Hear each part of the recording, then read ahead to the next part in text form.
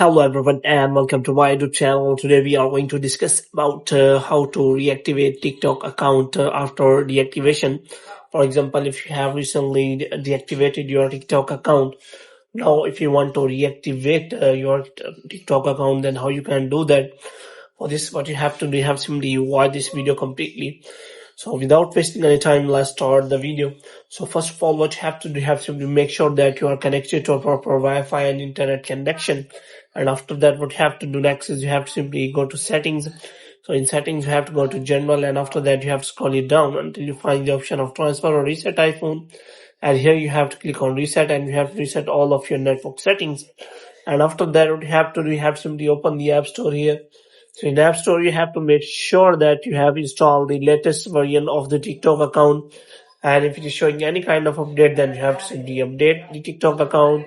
And after updating, now I will tell you how you can simply deactivate the account. So before this, you have to simply check for that.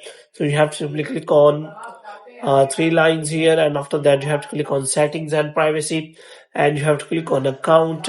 And as you click on account, you will find the option of deactivation and deletion. So you have to simply deactivate or delete account, click on it that, and after that, as you click on that, there will be option available that if you want to delete your account, if you want to leave, then you have to simply deactivate account. Maybe you can simply deactivate your account, but if you want to deactivate, delete the account, then after 30 days you will not be able to it.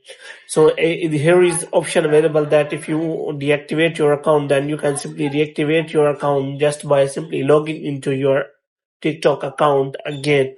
But before this, you have to make sure that you have remembered your username and password. So you have to make sure about that. So hope you have liked this video.